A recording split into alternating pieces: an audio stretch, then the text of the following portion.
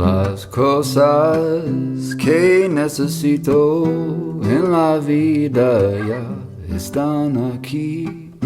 Las cosas que necesito en la vida ya están aquí. Welcome to the Camino Cafe podcast, coming to you from the heart of the Camino Frances and Rabanel del Camino. I'm Leigh Brennan, your host, two-time Pilgrim, U.S. resident, and currently living in Spain. Grab a drink, pull up a chair. It's Pilgrim story time at the Camino Cafe. Hey everyone, welcome back to the Camino Cafe. I'm super excited today to have Roger back here at the Camino Cafe. The last time that we spoke with him, he was in Astorga taking a small break during his Camino, and he has been kind enough to agree to talk again after he's been home. And I think you've been home about a month and a half, 2 months? 2.5 months. So we got back September 2nd, and it's now mid-November, so late November, so a little over 2.5 months. So we talked about mid-August, and I think you started your Camino in Saint Jean, so you did the Frances route, and you had just arrived in Astorga, and you'd already had lots of things happening up until that point. And then your Camino continued after our talk, and your partner Ruth joined you in Sarria, and you eventually then walked into Santiago, and now you're back home in Seattle. And I'm super excited to catch up with you and hear about the rest of your journey from Astorga to Santiago, as well as what's happened since you got home, because we all know re-entry can be tough, and your Camino doesn't stop in Santiago. It just keeps on going, as we say. Yeah, it's a little weird being here and you being there. The rules are a little reversed as far as locations, and there's some jealousy involved in that, but I will do my best not to let that show. Yeah, so I should say I'm in Spain right now. The Camino Frances is directly behind me right now, and I used to live in Seattle. So yes, we have traded spots a little bit, and fresh off my Camino, and so I can identify with some of the Camino blues and trying to get back into reentry. So I guess let's start with, we last spoke in Astorga, and maybe kind of catch us up. What happened after you left Astorga, and can you mention any highlights from Astorga to Santiago for yourself? Yeah, I think that I left Astorga, and I was dealing with some tendonitis. It was pretty bad, and that was a struggle. There were days where I would walk half a day and then grab a taxi. I admittedly did not, tackle the hill to Osobrio. That was something I was not going to do, and I took an extra day in Samos to go to the monastery, and I think that was probably one of the highlights before I got to Sarria. It was because the pilgrims I've been walking with were skipping that staying there. I decided that I was going to take a day of silence and go to the monastery and visit it in silence and enjoy the service and just be there up until after. I took silence up until after the service was over, so about 8 o'clock, and rolled into Samos, and several of the pilgrims I had been walking with were there and also caught up to me. So we had a 3-4 hour struggle with charades. That was great. Because I refused. I was like, I'm just not going to do it. I'm going to keep this, because I thought it would be easy. I wouldn't know anybody. I wouldn't see anybody.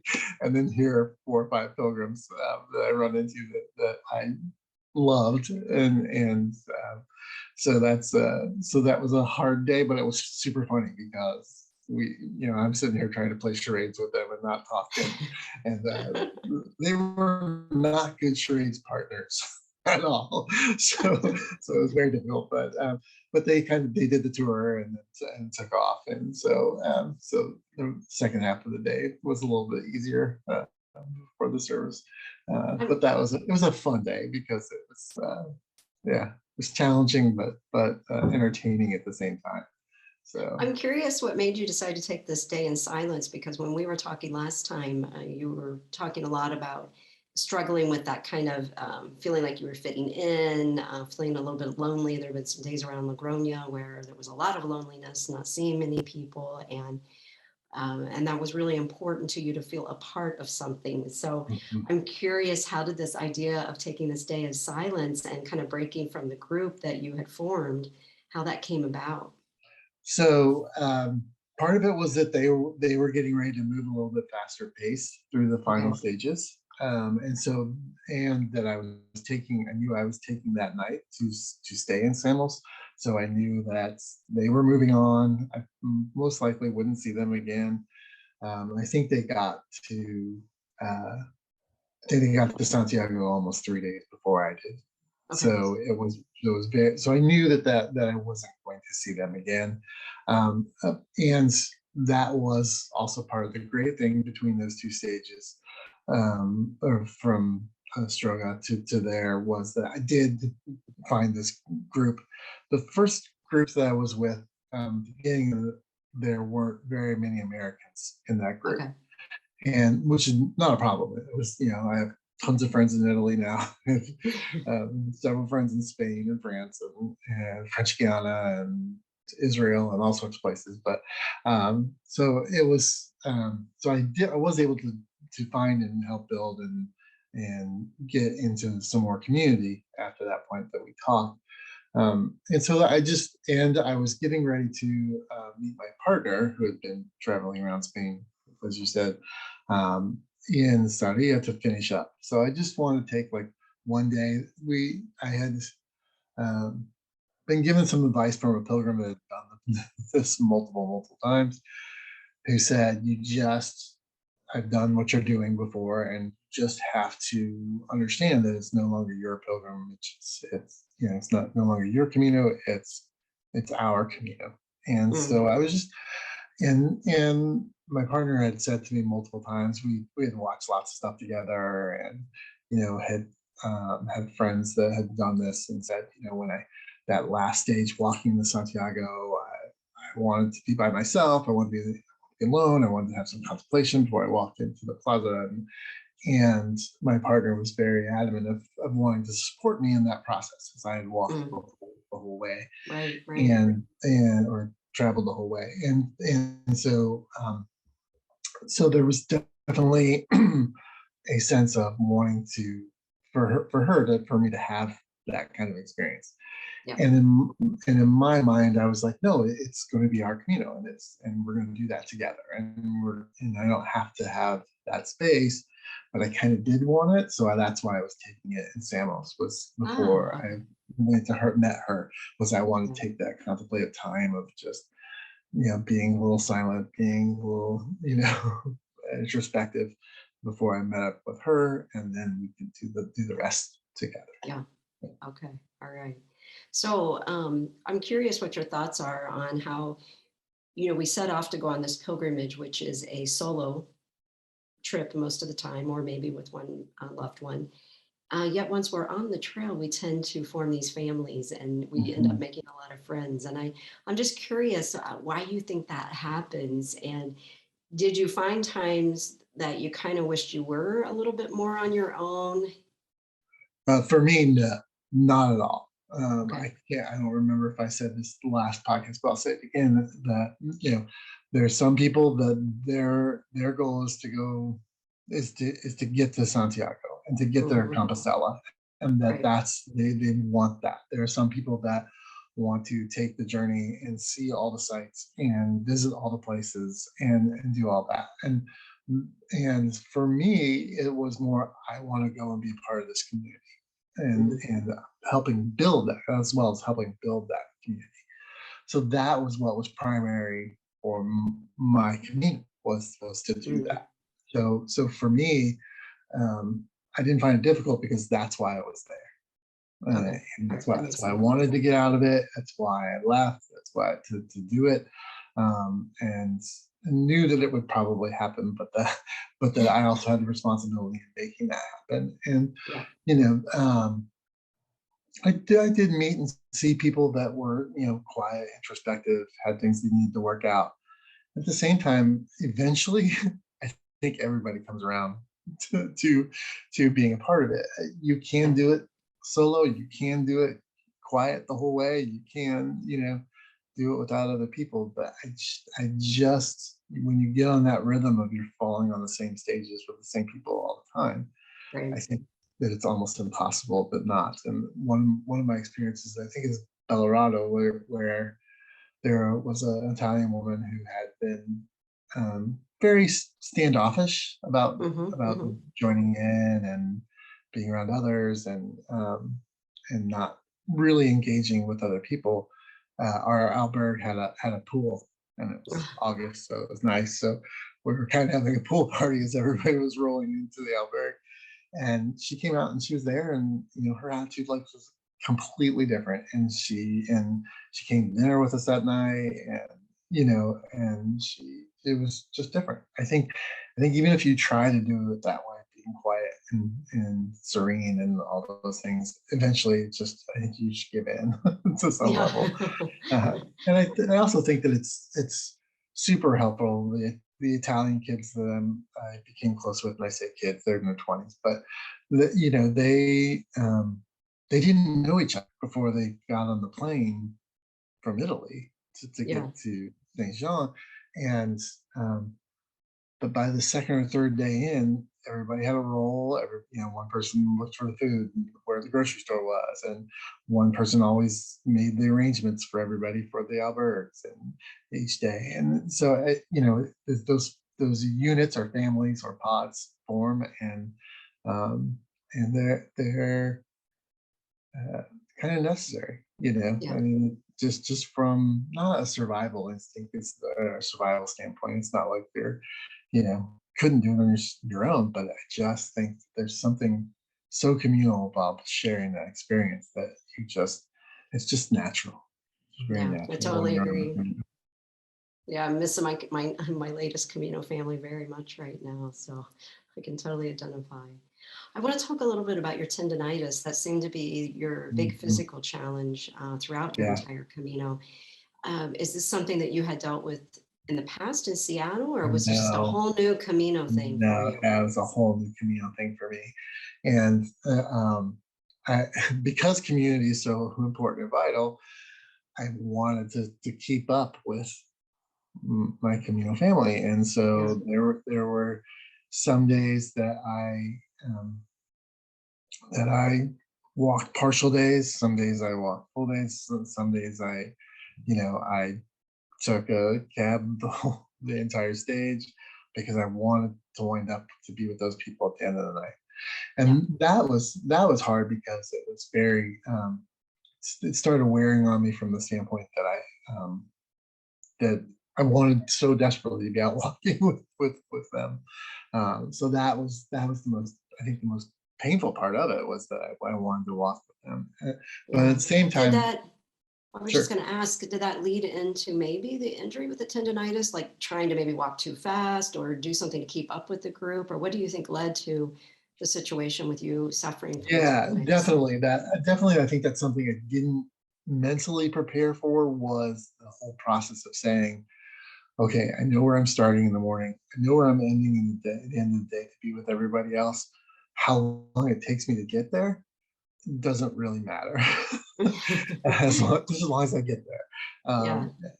But at the same time, the pressure of, okay, I want to get the albergue, I want to get a shower, I want to wash my clothes, and I want to be available for that family time, for that group time.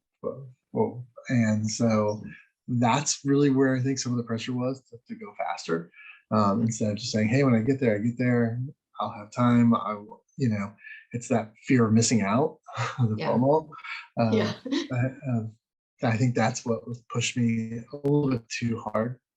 And then how I survived, because I basically wound up walking all the last 7 days. And so it was, and 5 of those were with my partner. And I knew that I knew if I was going to get a Compostela, I at least wanted to walk the 100K. So, and not cheat, so to speak. Because the other 690K was really about the community. And so that's really why I was there, traveling those kilometers, and just making sure that those last 5 days or so, 6 days, that I did not cheat, and I earned, if I have a Compostela, I earned it. So I'm curious, I'm now looking back at your preparation, because the Camino had been on your bucket list, but of course you were working full time, you were in Seattle, and training's hard. I just wondered, would you do anything differently now looking back in your preparation? Did you walk with your backpack full in Seattle? Did you do any kind of training, or what was that like? I can't remember. So I had gotten up to about 9 miles a day, and out in the Camino, it's 15 to 18 miles. And so I did not do pack work, but I really do think my issues physically were more about the speed at which I was going than anything, not being physically prepared. Because I do believe that there's not a whole lot you can do to prepare. Your body just kind of has to get used to it, right? Get out there and you do it. I think I didn't mentally prepare that it wasn't a race. And I think that's really what I didn't prepare for. That I could have easily just, been as good as I was. My pack was too heavy at the beginning, so that's part of it. I took too big of a pack, but at the same time, I think that it's all about, that mental understanding of what you're getting yourself into. And exactly. I should be able to walk, if it takes me 5 hours to do 20 kilometers, or it takes me 8 hours to do 20 kilometers, it shouldn't matter. And you'll get there. And I just didn't have that understanding of what I was getting myself into, I think, at the time. I of course was following you as you were walking, and you had a post about the judgment coming your way about taking the taxi. So I want to talk a little bit about that. You had a very cute reel, I think, playing a Billy Joel song. It's my life. It's my life. So let's talk a little bit about judgment on the Camino, because I certainly felt that during my last Camino on a couple of topics. And I just wondered, how that came about, how that felt, and what, made you make that post and say, hey, it's my life. How did that all develop? Yeah. The majority of that judgment was very interesting to me, because the majority of that judgment came from people that had done the Camino before. You mean people at home watching you walk? No, or people on the walk that had already done it before. Okay, that's interesting. Yeah, it was very interesting, because to me, because the people that hadn't done it before, like, yeah, it's your Camino. Because we all know that expression, and we all know that, before we go and after we've been home, it's your Camino. Do it the way you want to, and that's really why I was so shocked, because I was getting that more from people that had never done it before, that it's your Camino, than people that had done it. So that was really, really odd. That's interesting. Yeah, it really was. And so the bulk of it came from one pilgrim that I think he's done the walk probably about almost 15, 20 times. And it was just like, wow, dude, I mean, you've had to have struggled at some point when you've done this. Why you have no empathy at all for me? Well, what was the point? Was she suggesting that you just stop and rest, or what was the judgment? I think there was solution? I think there was some of that. I also think that there was some, it's a very American, and it mostly came from either Americans or British people. But I think it's that whole issue of completion. And then if I walk into Santiago and I go to the office and I get a Compostela, that, don't get one that says you walked 790 miles, because that would be cheating. Yeah. So I put cheating in quotes a couple of seconds ago, and that was, it was, which to me is just competition. It's just like, why does that matter? Right. So, but I did have, like I said, last five stages or 100K. I wanted to at least be able to say I walked all of that. So Right. that was also an impetus for me to take taxis and to rest, and sit in the plazas and wait and just be waiting for people to roll in. And that was fun for me. That was fun for me. That was enjoyable. Was, I sat in a place where I knew everybody was going to pass by. Yeah. And that I knew, and I was able to say, hey, and cheer them on and be, it's like, hey, you finished, you made it today.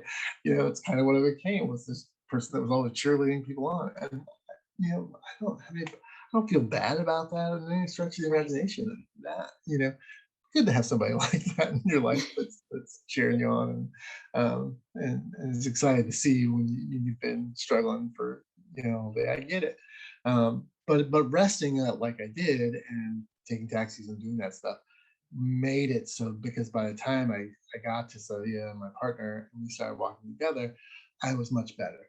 And I was able to walk. I mean, it wasn't like completely without pain, but I was able to walk those last Yeah. five stages, and I feel good about that. I feel good about the whole thing. I don't feel bad about it. And Well, I think that's part of self-care, is like, you yeah, knew that you or your body needed a break. You made a decision on how you were going to take those breaks. And, for anybody that's watching today or listening, you did have a specific date that you had to be in yeah, Syria because Ruth yeah, was coming. And you had a specific date to be in Santiago because you guys had your home flights, I think, already scheduled. yeah. So you had to make a choice of either taking the taxi, or I don't know, you wouldn't have made those, those time frames. So, Right. And that was the biggest takeaway for me as I talk to other people. Ruth has a niece that is kind of interested, a young niece that's interested in doing it. And we were talking with her the other day, and I was like, 40 days, just plan for 40 days. And if you use it all, great. If you don't, great. Don't worry about it. But the plan for 40 days, and don't buy a return ticket until you get to Santiago. It's just like, I was just, those are the biggest piece of advice I could give her. I think that's a great piece of advice, because I think you originally were trying to do this in what, like 27, 28 days? Yeah, 28 days, I think is what it was. Which is aggressive. And Yeah, I sure. think, yeah, I mean, I think the Brierley book, what is that, 33 days? And even that, I think, seems aggressive at times. If you're wanting to do some sightseeing, if Right. you have any type of issue with your body, Right. it takes longer than 33 days, I think, to walk that full amount. Or if you could do it in less than 33 days, having days of rest, or being able to say, oh, I'm Leon's kind of cool city, I think I'll stay here an extra day. Being able to make those decisions, having the what I would call margin in your trip, to be able to have the space to write something different than what you thought was going to be the case. Yeah. So. And I know it's really difficult sometimes to get that extra time off work, but for those of you listening or watching, if you haven't watched it, if you do have that freedom to have a wider margin, as Roger is saying, I think it's really important to give yourself that extra time if you can afford it. So I want to talk about another topic that came up with a lot of judgment, is you had that kind of semi-nude picture at the 100-kilometer marker, and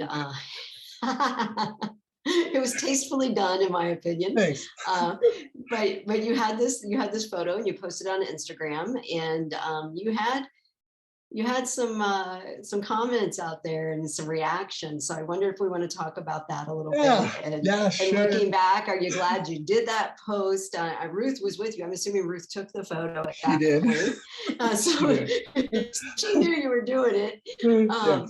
So luckily, no reaction there. But yeah, so what happened? Tell us a little bit about that. And if you haven't followed Roger on his Instagram account, it's Crosser Offer. So make sure you check out Offer. Crosser.offer. Yeah. So make sure you check it out and see this photo that we're talking about. But anyway, can you speak to that a little bit? Yeah, I just tell the story that Ruth and I met in Saudi, and that was the first day we were walking. And so we didn't leave. We stayed in a hotel that night. so that we could enjoy ourselves and have some good rest before we started, since she was freshly starting, her journey, and I was still kind of rehabbing my leg. And so we didn't leave the hotel till like 9:30, which Okay. on Camino time is late. Right? Everybody else is gone for the most part. Everybody else is gone. And so when we got to that point on the trail, there was nobody there. We only had, I think, 3 pilgrims pass by. Two right before I started taking off my clothes. This is so weird to talk about. 2 right before I was going before, and 1 walked by as I think I hadn't taken off my underwear yet, but we knew him because we had been walking with him a little bit and talked to him. So that one was okay. So you did strip down completely for this photo. Oh yes. Oh my goodness. I had my hat. I took my hat off and put it in front of me. So yeah. And what made you do this?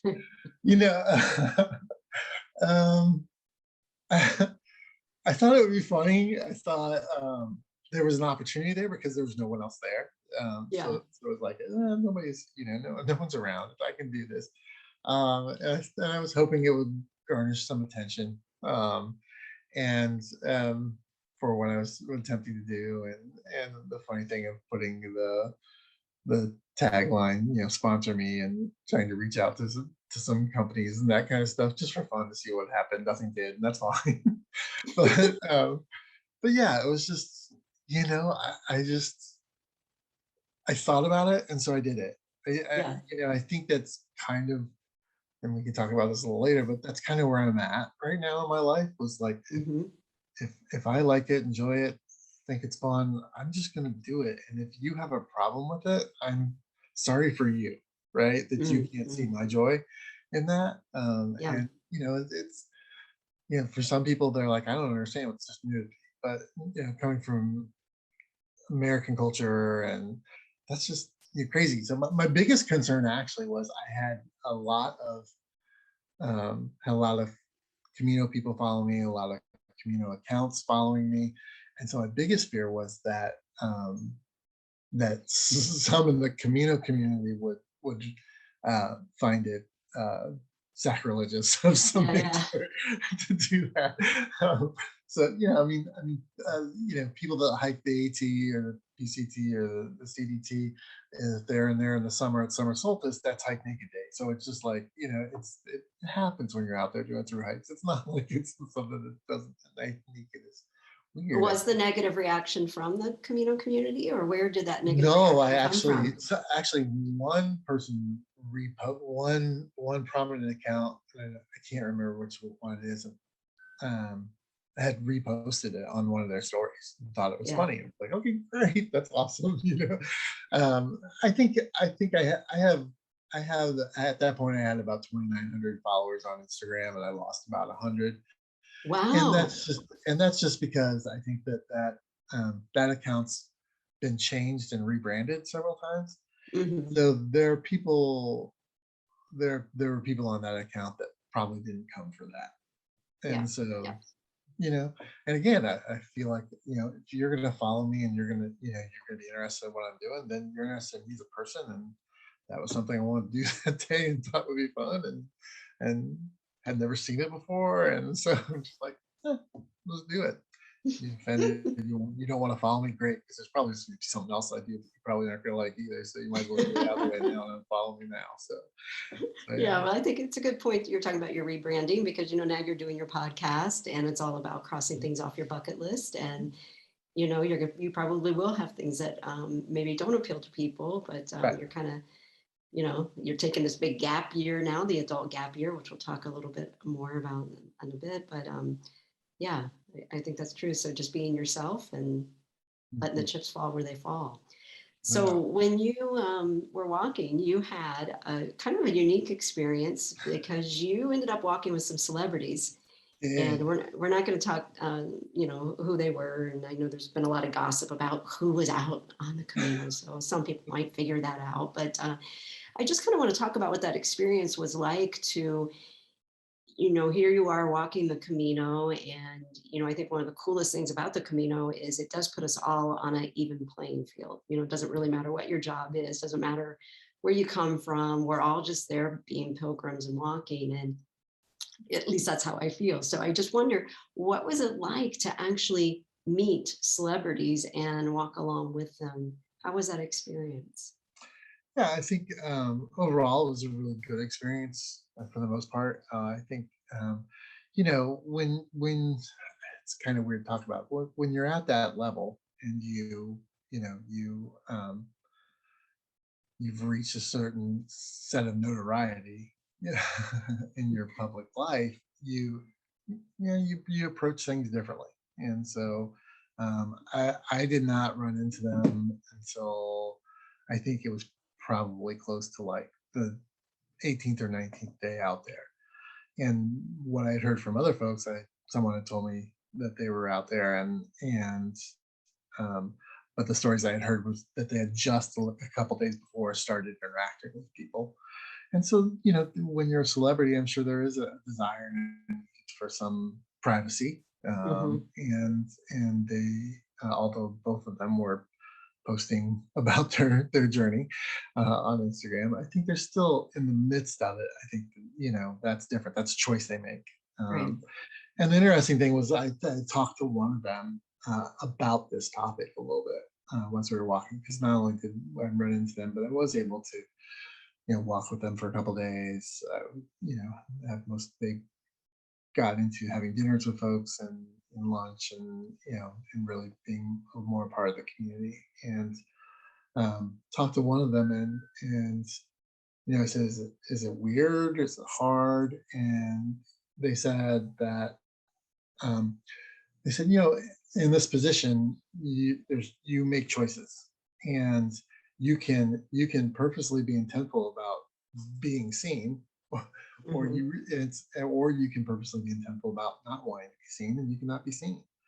Yeah. So and they were also very candid that walking around New York or LA, pretty difficult not to be noticed. But out walking through Lyon or any of even the major cities, that if you don't want to be noticed, then part of it is how you carry yourself and what you wear, and all that. So so I think it was interesting. It was quite an experience. I had definitely had some people back home that were like, "Oh my gosh," Oh yeah, I was fangirling because I knew you would run into, and so it was quite interesting to know that and see some of your photos that you didn't really publicize them. They might have been in like a group of 10 photos, but every once in a while they would show up.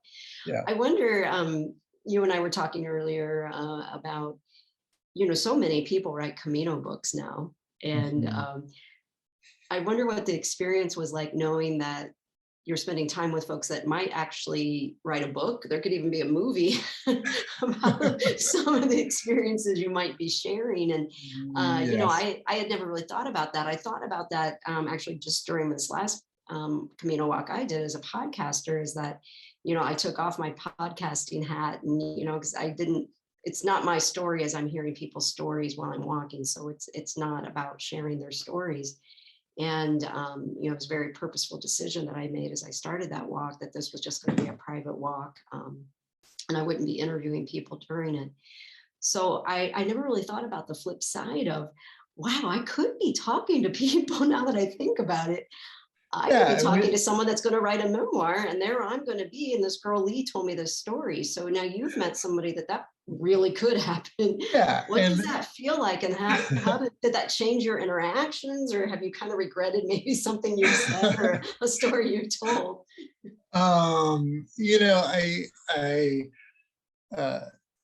This may give away who it is, but the first day I walked with them for parts of the day, one of them did pull out a small little journal, and it would be like right after I would say something, or they would ask me a question and I'd answer it, and they would write something, and it happened like 2 or 3 times.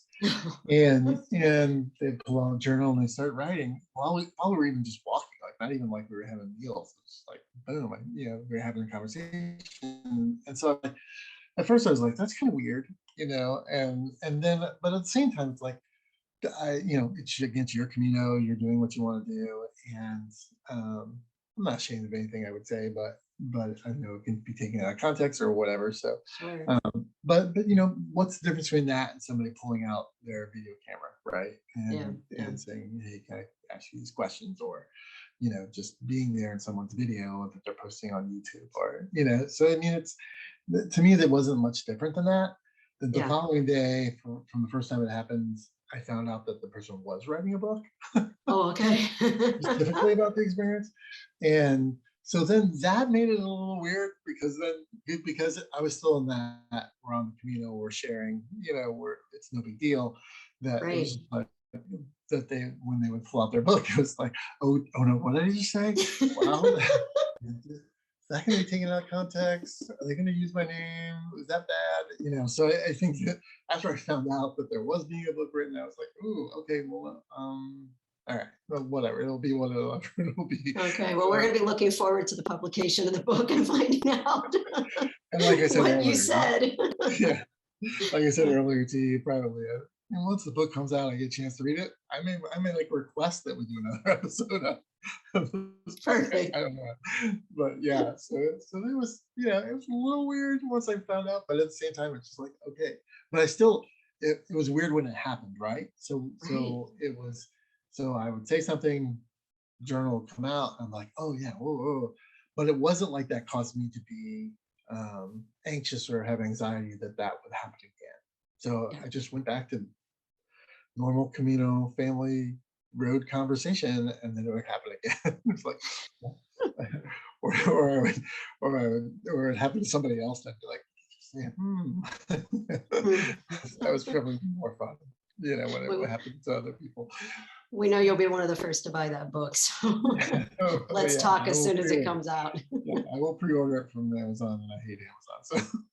All right, so let's switch gears a little bit. So, Sure. This was a big bucket list check off for you, which is your theme for life, really, right now. So I wonder, what was it like when you made that turn, that left turn into the square at the cathedral? What was that moment like for you when you finally arrived and you could officially cross this off? What was going through your mind? How did you feel? I felt accomplished. I felt happy. And then there was some sadness because I knew what I was about to be missing when I got off the plane. Luckily, we had an extra day. We stayed one night in Santiago. The next day, all my young Italian friends had caught up to us, and we had gotten our Compostelas and we're walking back through the plaza, and they were just walking in, and that was just like totally amazing to see them and be able to take pictures with them and hug them, and it was just so much fun. But then again, that sadness that it's like, oh my gosh, when am I going to see them again? So there were some things that happened when I came home that were a little rough. But at the same time, I knew that my intention was to build relationships, and not just ephemeral ones, here today, gone tomorrow. That I wanted to build relationships that would last. So I am planning to vacation with about 7 or 8 pilgrims in February. Nice. And I am going to go back to Europe, probably most likely spend a lot of time in Italy for several months. To do a couple different things, but at the same time, I'm still in contact with a lot of those people, and once I have my plans exactly firmed on travel, my weekends are going to be spent hanging out with my pilgrim family. There's a couple of the young Italians that are trying to make their way over here to the States. They want to come to the States, so I'm helping them network with people to help them do that. And so I knew that it wasn't over, that journey, as we say, the Camino doesn't stop in Santiago. And so I had to find solace in that, and be intentional that was the direction I was moving in my life. So most of the things on my bucket list tend to be pretty communal things. Yeah. And I knew that when I started the Camino, that I probably wasn't going to be one of those people that are like, oh my gosh, this is the greatest thing in the world, and I'm going to do it every day for every year for the rest of my life. That, people ask me, would you do it again? And I say, if someone that I loved greatly said I wanted to go do it, and would you go do it with me, I would probably have a hard time saying no. But beyond that, I don't think it's something that I would like intentionally plan that I'm going to do this, multiple times in my life. Well, you have quite a list of things. I'm curious, there was one post or maybe a conversation that we had at one time. I think you might have had on your list doing one of the Japanese pilgrimages or another through hike. And I kind of got the impression that through hiking, long hikes might be off the bucket list now. Did this fulfill that need? Yeah. You're talking about the 88 Temples trek in Japan. And it's where, I forget the name of the island, but you walk around the island, around the shoreline, and it's there's 88 temples that you stop at along the way, and it takes quite a bit of time. I think it's almost 2,000 kilometers or something like that. It's a pretty long trip, and so I was like, oh yeah, I could probably do that. And then I started talking to people that do something about it, and they're like, oh, because I'm thinking, you're on the shoreline, you're at sea level, that's easy, no big deal. But then what people tell me is the island does have peaks and valleys right on the shoreline. So it's just like, oh, okay. So physically, I'm not sure if I could do that. On my bucket list is being a trail angel for a week on all 3 of the major through hikes in the United States. Oh, nice. Yeah. So that is coming together. That might happen this summer. That's exciting. Yeah, and again, it's communal because I want to invite other people to join me in being a trail angel with me. So like I'm thinking about, we're going to set up a camp. We're going to have a professional chef. We're going to have doctors, nurses, to give care. We're going to have somebody that can fix equipment. We're going to, I want this to be like a base camp type experience for those hikers. At each one of those trails, the PCT, the CDT, and the AT. And so, because I don't think I could do 52. And I on my podcast, I just interviewed somebody that did the AT, completed the AT, and I said, I can't do it. She goes, no, don't say that. There's an 83-year-old. And I'm like, I got some stuff going on. I don't think it's going to be a thing for me. I'm not saying other people can't do it after the age of 52, but for me, probably not. But I would like to do that. That seems like, I can't be an official, what they call triple crowner for those 3 hikes, because if you complete all 3 of them, you get called triple crowner. But I can be a triple crown trail angel. So, I love it. I totally get it. Those things are not on my bucket list either, but being a trail angel, now that I might be able to sign up for. So I want to talk a little bit about, you and I had talked a while ago about how the Camino transforms you, how it changes your life. And you had a pretty major change. So you came home and you had a major change in your life. And I don't know, was that something that you had planned prior, or did this kind of evolve during your Camino? So I'm referring to coming home and quitting your job and taking this adult gap year. So was that already in the thinking, or was this something that came up for you as an idea during your Camino? Yeah. So I think it was always in the back of my mind that it was possible, but it wasn't something that I spent a lot of time thinking about when I was on the community. I was so focused on building community that it wasn't really a thing. And then 3 days after I got home, even actually before I got back to work, a direct report of mine called me and said, I'm quitting this week. and so we talked, and the whole premise of her quitting was that she just wanted to take time for herself and focus on things that made her happy. It wasn't like she'd gotten a better job or that she was looking to switch industries or anything like that. She's like, I just need to take some time for myself and make myself happy and use my labor for myself. And so that's where the decision was, probably the 1st of October. I gave a 2-week notice. Wow. Actually, it was 2 weeks later. It was the last week of September. I gave a 2-week notice. And so yeah, it was a big change. And so That's a I'm like, I huge want to do change. that. Yeah. Did you I've feel, heard. Go oh, I'm ahead. sorry, I was going to ask you, did you feel those Camino blues upon Oh yeah, most arrival? And did definitely. that play into saying, hey, I got to make a change in my life? So the biggest thing that happened, I mean, that's part of it, but the biggest thing that happened was I had made a reel on Instagram that was just like a slideshow of all selfies I had taken with a lot of the people that I had met on Okay. the Camino, just to kind of say thank you to those people, like, of being a part of it. And I got back, and I for the most part, I had been pretty private about my Instagram account with my coworkers. But I had one person in particular that I had had a good relationship for the past 4 years, a good working relationship, good friendship. And so I showed her this reel. And after she got done watching it and seeing me with these other people, she's like, in 4 years, I've never seen you that Wow. happy. Yeah. Wow. And it just made me sad that I'd worked with this group of people for 4 or 5 years. And she's sitting there telling me she had never seen me that happy in that time frame. And I just thought to myself, I don't ever want to meet or have a relationship with anybody else that doesn't see me like that, and know me like that, being happy, being joyful, being passionate. And Mm.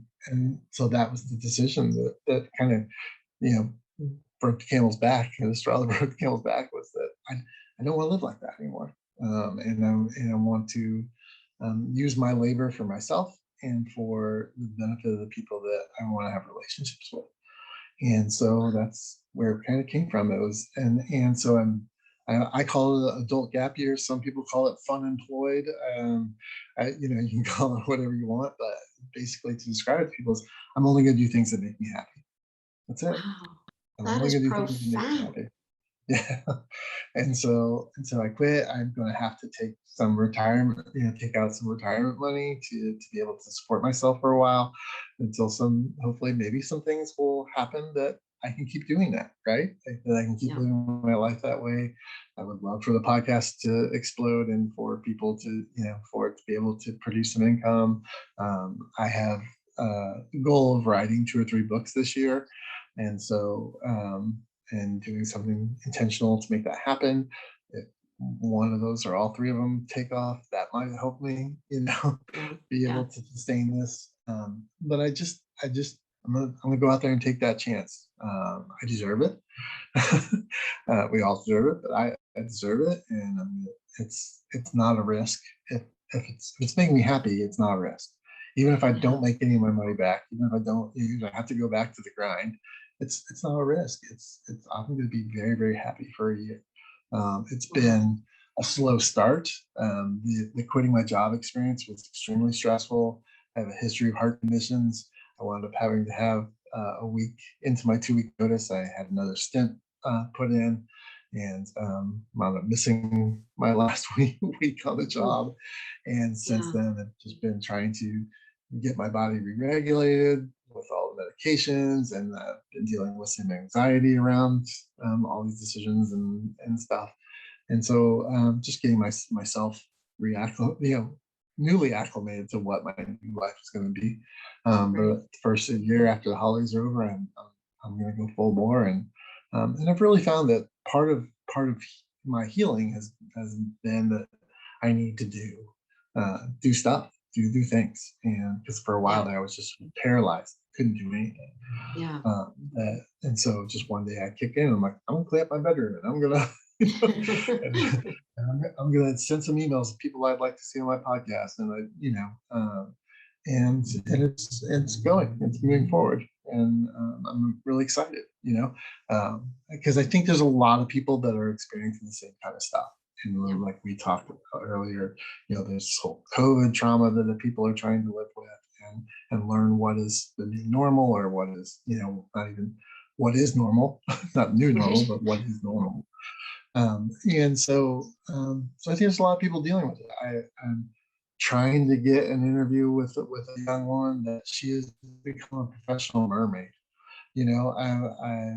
I've interviewed people that have completed the AT, the Camino. I've interviewing one guy that he has a regular job, but he has the intention of meeting lots of famous people, and he's met tons of famous people. And so we're going to talk about the one that he's that was the hardest get, or the one that was most important to him. And really, the whole point of the podcast is it's not about my story at all. It's about other people. I mean, I get to share some stuff, but it's really about other people's stories.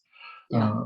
And what they've crossed off their list. And the hope is, yes, there might be one listener out there that says, "Oh, I'd like to be a professional mermaid." But the reality is, I just want her to tell her story so that people can see that whatever it is, whatever crazy thing that that other people might say is crazy, that it's possible. And so sharing those processes of how people get to those points is what's almost even more important than the stories themselves. What's that process you went through to make that goal happen, or to cross that off your list? I love it.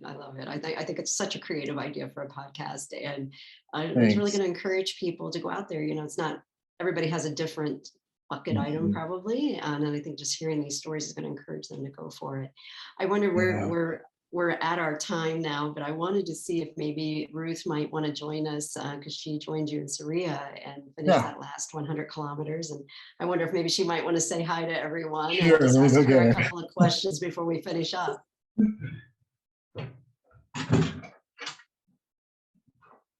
So it's so exciting for me to be talking to Roger and catching up after talking to him when he first arrived in Astorga. So I hope everyone is enjoying our conversation today and hearing about the transformation that took place.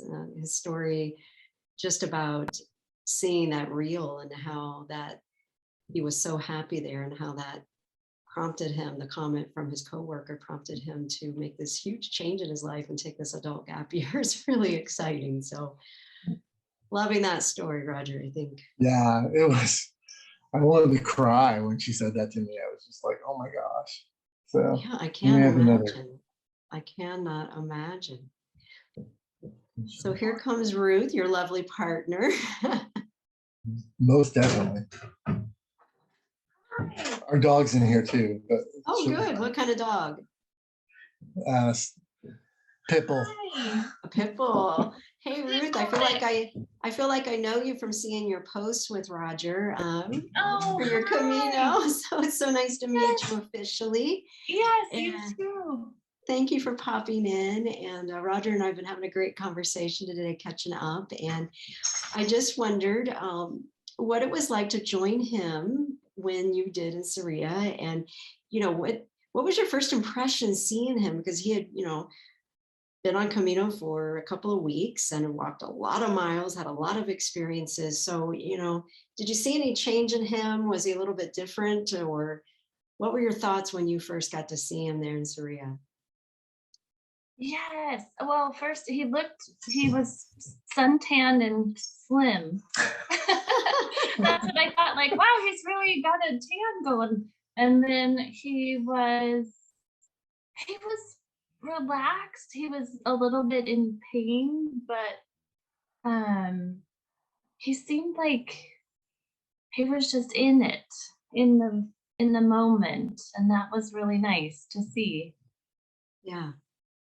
I can imagine. And we were talking about that photo you took of him at the 100-mile marker. Yes, that was so funny. I just thought, oh yeah, it was really kind of present. He was present, and that was fun to see him when I first saw him. Yeah. The funny thing was when I told you we had some people pass us by. The person that we had talked to earlier in the day passed by and asked if she wanted to also get naked, and he would take the picture. I was like, no, thank you. I didn't quite have the same experience around it. I was excited about the 100 kilometer Okay. by 100K. Yeah. That would have been something. So, know. so how was your experience in walking? Was doing the Camino on your bucket list, or do you have a bucket list? I do, but it wasn't necessarily, I hadn't heard of it, maybe from a couple of people, and then really when I met Roger, but it sounded amazing, and I was really pleased to do the last part with him. That seemed like a good amount of time, at least for my first time. And what had you done before the 2 weeks before you met? Oh yes, so I went to Barcelona. I decided, well, if I'm coming to meet him, I would like to travel around Spain first. So I went 2 weeks. I started in Barcelona and then went to Sevilla and Granada, to the Costa del Sol a little bit, yes, and then to Madrid, and then I met him. So that was really wonderful too. But then when we started walking, it was so fun to see him and just start out walking with him and catch up a little bit, and then we just started walking. And what I was reflecting on, I love the nature. I was concerned about his leg. We had to stop a few times and do a little massaging of the leg, but just the scenery. I didn't feel as conspicuous as I thought I might starting in Sevilla, like with new shoes and equipment that wasn't dirty. Yeah, I was trying to just fit in, but I could imagine. I saw people, and I was mindful that just from hearing Roger, that people had been journeying for a long time. And this is, I was bright and, like, yay, this is fun. Right. Did you feel that a little bit from her, Roger? That like she was like, oh, this is fun. And you've been like, oh my God, this has been hard. So I'll tell you the exact story. We had started walking that first day and met two gentlemen from England, and they were talking about their story, and she was like, how long have you been walking? They're like, oh, we started today. And he's like, yeah, we started today. She goes, yeah, I started today too. And all I said was F off. I just wanted to F off. Yeah, because we were all like, yeah, we started today. Yeah, that was hilarious. And then they were laughing, and that was, I knew if you kind of tell it was hard to tell, but people who had just started the journey and people have been going for a while. But and then about 6 hours into the first day, I thought, wow, okay, we're really doing this. And this is no walk in the park. This is gonna be something. Well, and that first day you're walking the Porto, and you have to go down that steep, crazy, trail. Then you gotta go across the bridge, and then there's that crappy steps. There at the steps of doom, and it was just like, yeah, this is what it's like. And then tell her the story. The funny part of that story is once we got to a restaurant there, we made it. We're like, okay, because it took us. We didn't start super early, so we walked for like 9 hours or. We got there around 5:30. Around 5:30, and we had dinner, and we asked the one of the employees to call us a cab. To our albergue, and he said, it's only about 150 meters. Yeah. 150 meters. Oh, I thought it was 500. No, and Roger, you were just like, it's okay, just go ahead and call it, because we were like, we could not walk anymore, even up the hill. So we just went up the hill, and we were laughing, but we were relieved. And then on the way down the next morning, I was like, oh yeah, it really wasn't that far. But at the end of the day, you're tired, right? And I think I would say, Ruth, my first Camino was walking from Montegrero to Santiago. And so I've had that experience where, the people that had started in Saint Jean, seeing, us being clean and excited, and, but it didn't mean that our walk was not challenging. There's still a challenge no matter where you start. And it's still a Camino, I think, no matter where you start.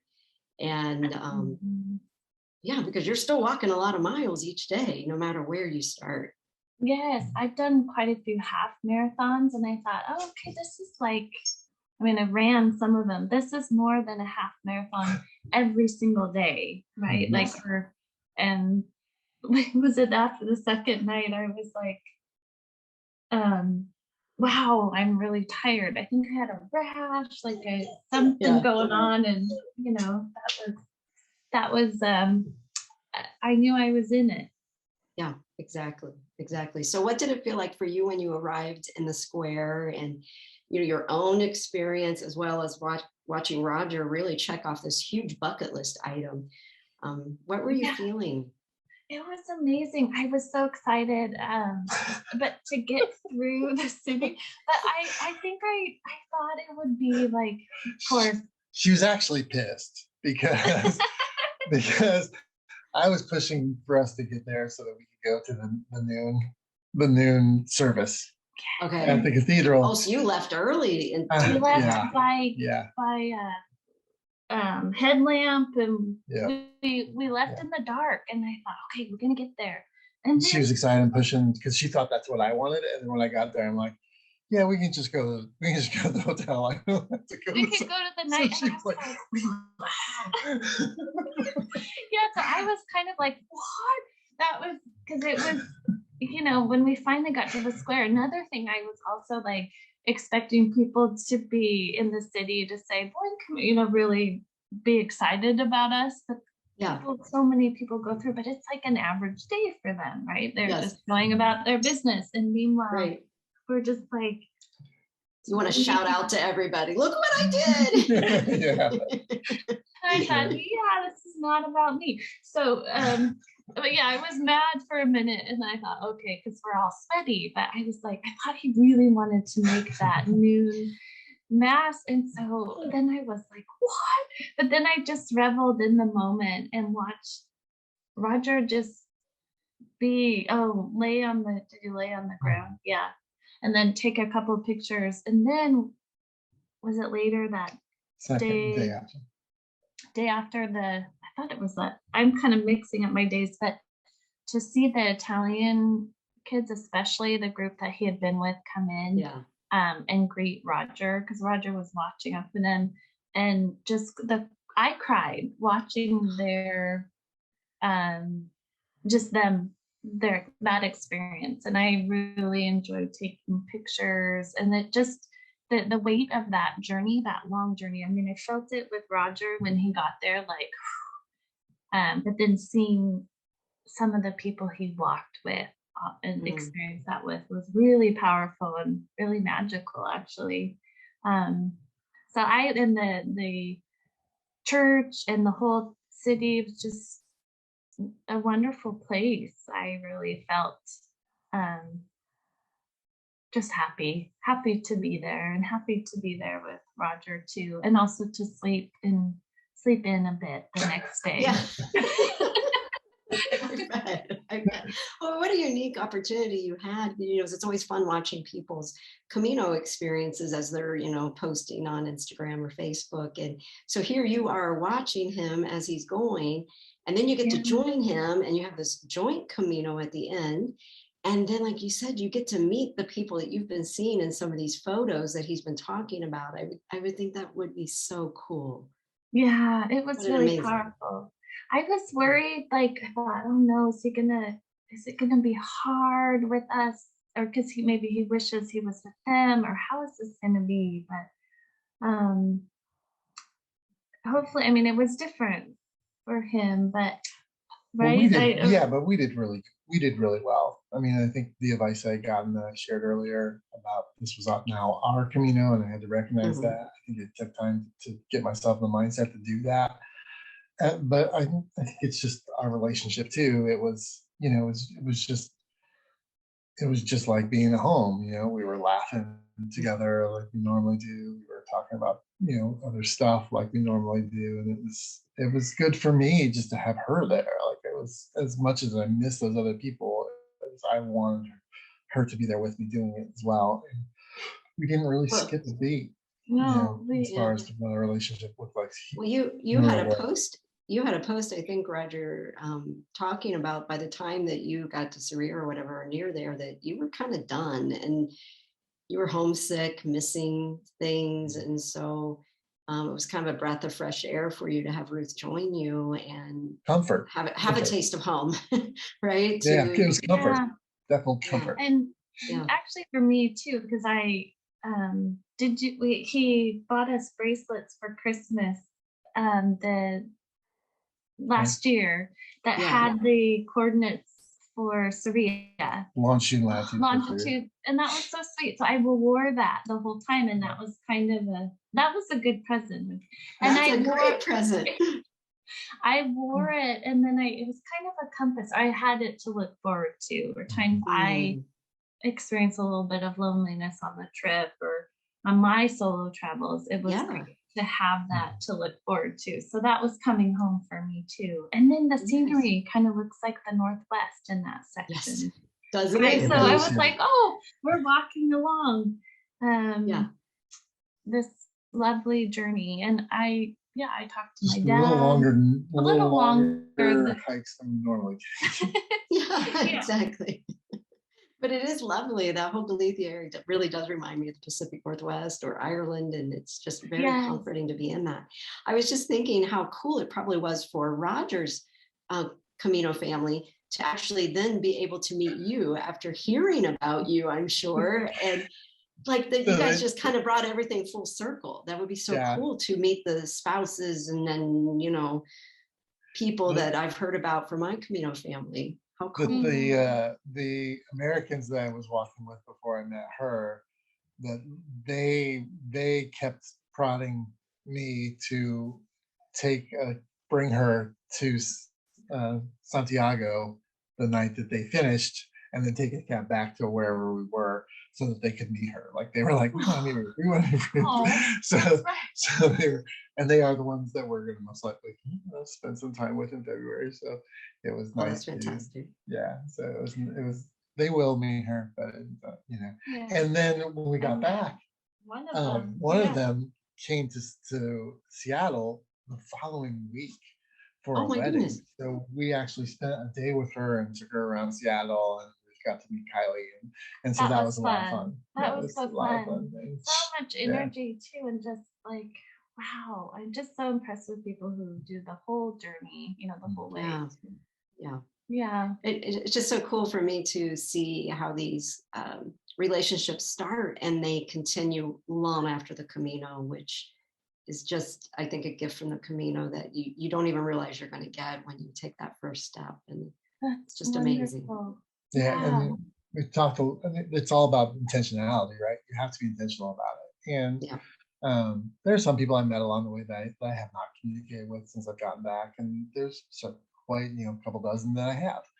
And if you're not into that and that's not, something you want to get out of it, I get it. That's fine. But I think a lot of the conversations I think we had on the Camino was how do you do that intentionally afterwards, and how do you make that happen?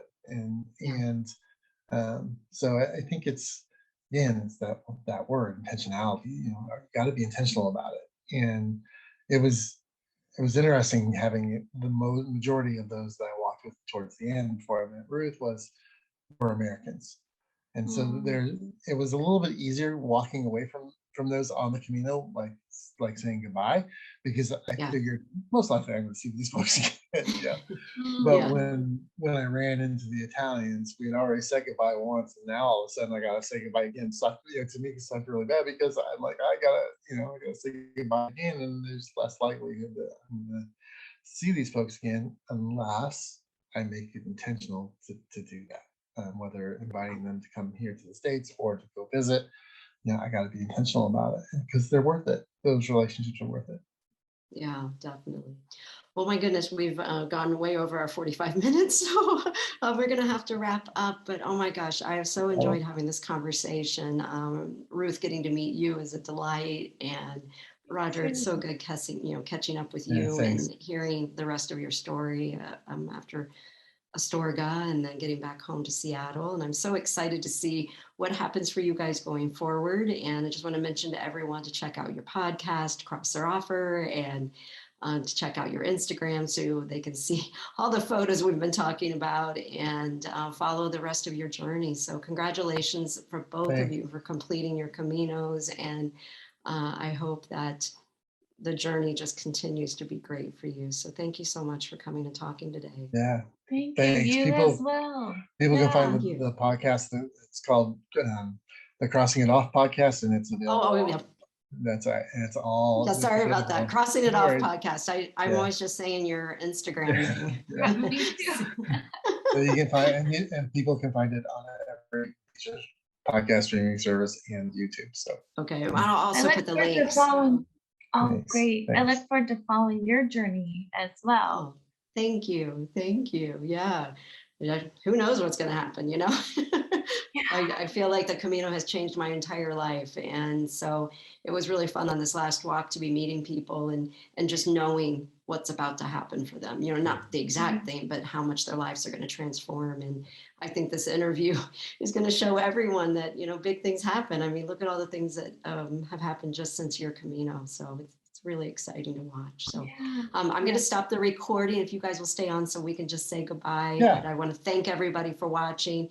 Please, if you've enjoyed the conversation, please indicate on Apple Podcasts, give us a thumbs up, a review there, as well as on YouTube. And yeah, just keep listening. If you're enjoying this, if you know someone that I should interview, please let me know. I love talking to pilgrims. And, you know, my hope with this always is that you hear something in our stories that prompts you to want to go take the walk on the Camino. And I can't imagine hearing this that you wouldn't want to walk. So anyway, until next time, everyone, take care and buen camino. Buen camino. Buen camino.